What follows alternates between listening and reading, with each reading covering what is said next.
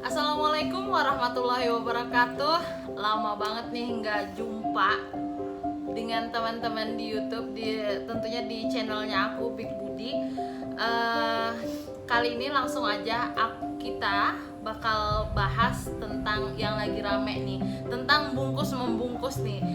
Kebetulan malam ini aku ditemenin sama si Nisa dan si Putri, gestar kita hari ini ya. Hai Risha.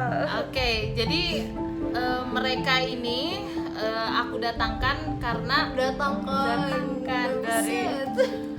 aku undang karena aku rasa mereka cukup untuk mengetahui apa sih fetish itu gitu. Gimana menanggapi kasusnya si Gilang Bungkus.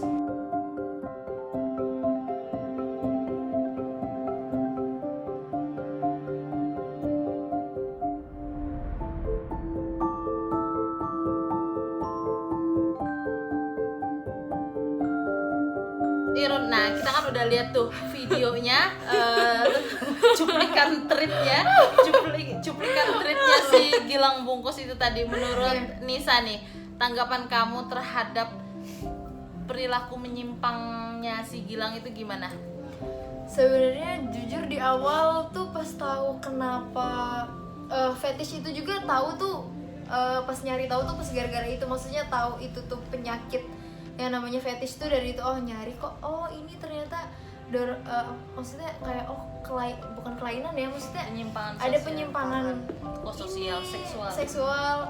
Ternyata nyari tahu dan kagetnya itu kenapa kayak gitu maksudnya gitu tuh gak nyangka iya, gitu ya. Kalaupun mau biasanya kalau untuk menimbulkan suatu rangsangan ada bendanya, benda hidup ya, benda hidupnya misalkan paling nggak ada medianya gitu untuk dia menyalurkan. Ini kan hanya dengan melihat video atau online lagi ya. Iya, cuma dikirim video atau dikirim foto orang yang dibungkus, terus dia jadi merasakan merasakan atau ke-trigger untuk melampiaskan hasrat seksualnya jadi dia. agak kaget juga kok ada gitu yang kayak gitu, ternyata ada. Dan parahnya itu tuh orang kita gitu. Iya. Jadi dia dari Kalimantan jadi juga. Kita agak kaget dan korban-korbannya banyak juga. Pas kita searching lebih dalam ternyata banyak yang pakai bahasa Banjar gitu kan. Iya. Ini orang mana nih? Ternyata usut demi usut. Kalau nggak salah Kapuas ya. Correct me kalau salah gitu. Terus kalau menurut Putri nih, sebagai teenager yang kayaknya seangkatan nih ya sama si Gilang nih, menurut kamu kayak gimana? Dia tua setahun aja di atas kamu. Oh gitu ya. Anu sih, awal mula tahu fetish itu sebenarnya udah tahu sebelum Gilang. Ya awalnya dari lagunya yang Taylor Swift sih, Selena Gomez ya. You got a fetish for my love. Nah itu kan lagunya. Itu awal tahu fetish itu dari situ. Tapi awalnya kukira itu fetish itu mantra gitu kan. Terus setelah itu tahu sebuah akun namanya Sisil itu, akhirnya dia kasih tahu fetish itu ini. Dan tahu masalah Gilang itu dari Twitter itu ya, sama kagetnya sih ya. Gila nih orang, maksudnya fetishnya tuh sampai segitunya ngelihat apa sih? Aku bayangin ya kalau misalnya dia ke acara orang meninggal di kafani, yang lain sedih dia sange itu kan kayak bayangin gak sih? dan kemarin juga dia ketahuan komen itu kan di jenazah itu. Cara membungkus siapa itu jadi banget cara membungkus. Berarti dia kemungkinan memang benar-benar sange dengan mengomen itu gitu kan. Dia nggak bisa lihat itu tadi yang segala sesuatu. Dia justru tertrigger itu ketika dia gak bisa melihat semuanya. Dimana biasanya kan orang-orang ngerasa horny itu kalau ngelihat sesuatu yang menonjol lah ibaratnya kan ya. Ini malah justru kebalikannya dia tuh. Jadi menarik banget sih. Cuman kan sebelum dari Gilang itu kan juga ada nih yang kalau tahu serial killer Ted Bundy itu juga sendiri dia juga punya fetish kan ya. Fetishnya itu justru dia lebih terangsang dengan mayat. Jadi ketika sudah meninggal dia bakal ngerasa horny. Ya 11-12 sih sama si Gilang. Bedanya Gilang kan itu ditutupin. Kalau Ted Bundy enggak. Mayat ya. Mayat. Jadi bener-bener dia bunuh mayat. dulu baru perkosa. Baru perkosa, gitu. iya. Oke. Kalau si Gilang nih canggih sih ya. Rada-rada sih Dia kayaknya. online cuy. Gila. Tapi emang kalau dipikir-pikir aneh juga sih kok bisa katanya kalau yang aku baca-baca dia tuh sebenarnya bukan dari dibungkusnya itu sih, tapi dari terangsang itu dari melihat reaksi tubuh orang itu yang gak iya, berdaya ya, itu gitu. pada dia saat kan gak berdaya dia orang gak berdaya dia malah semakin dia yang itu sih anu ya. Gadis tuh kan gimana memang gitu. kebanyakan kekerasan ya. Kekerasan. Dia melampiaskan hasratnya itu kalau misalnya pasangannya merasa tersakiti kayak gitu. Itu sih lebih ke anu ya, istilah BDSM itu Iya. sendiri muncul kan ke namanya kita kan ada ya submisif, ada dominan juga ya. Nah, menurutku ya si Gilang ini dia dominannya tuh dominan banget, parah. Kan BDSM kan gitu ya, ada yang menguasai dan ada yang menurut, dikuasai. ada yang dikuasai.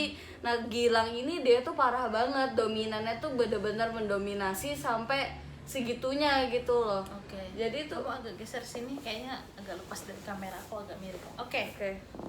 Terus ya gitu. Jadi apa sih tadi ngomong? segala dia lebih mendominasi. Lebih Apalagi dari mendominasi, yang chat iya. percakapannya Percakapan itu juga kelihatan yang dimana ketika ada yang dia merasa oh Ade kelas ini ada sempat aku baca itu chat historinya dimana si Ade ini dia nggak manggil mas, Oke. tapi dan dia kakak ya. iya atau kakak Dia marah banget ya? marah banget ya kayak Nggak kamu sopan kamu gitu. gak sopan, kamu harus minta maaf sama saya. Jadi kayak wah ini orang bener-bener dominan banget emang, dan ternyata di dalam hal seksual pun parah banget sih sampai segitunya. Yang heran lagi itu ya, kok dari sekian banyak korban itu nggak ada yang nanya gitu risetnya untuk apa gitu. Karena bahasanya dia tuh sangat meyakinkan kak. Dan juga rata-rata kan yang di bawah dia pasti pertama maba tuh ya. ada Iya, maba. wah Kakak tingkat nih, nih, nggak berani iya. juga nanya-nanya gitu ya. Sungkan juga kan mau nolak. Karena kan waktu si Gilang ini dia menerima penolakan, dia bener-bener maksa banget buat oh ini sangat Aduh, jelas dia ini tuh kayak research bikin ini. si korban tuh merasa bersalah Bersalah gitu. ya bener banget. Dan yang parahnya tuh bukan cewek. Iya. Oh, Iya, Cowok itu kaget yang- banget yang- sih. yang bikin Kayak awal-awal tuh aneh kan, itu. iya awal-awal liat tweetnya kan, oh gini ya. Terus lihat namanya Fikri, hah? Bentar, cowok. Cowok rata-rata cowok. Iya, aku kirain tuh cewek. Jadi ya kayak plot twistnya gitu. Jadi kaget banget sih. Ini bukan bermaksud menganukan apa ya? Bukannya kita Bukan kontra kita terhadap kontra terhadap LGBT, gitu. bukan. Tapi cuma ngebahas aja sih ini kok ada penyimpangan seksual yang begitu di luar nalar Ya, kita. ini kan gitu. membuktikan kan kalau kekerasan seksual itu nggak hanya terjadi di perempuan, Oke, tapi lelaki di juga, laki-laki juga ada bentuknya luar biasa. luar biasa Ini ya. macam-macam. Jadi nggak cewek nggak cowok, sebenarnya setiap dari kita tuh punya kemungkinan untuk mendapatkan kekerasan seksual itu sendiri. Ya nggak kayak orang-orang pada mikir kan cewek harus jaga ini harus jaga itu biar nggak kena kekerasan seksual mau verbal ataupun non verbal. Sekarang buktinya ada tuh cowok bahkan dia ngelihat kaki jempol doang dia udah ke-trigger. Bayangin gak sih?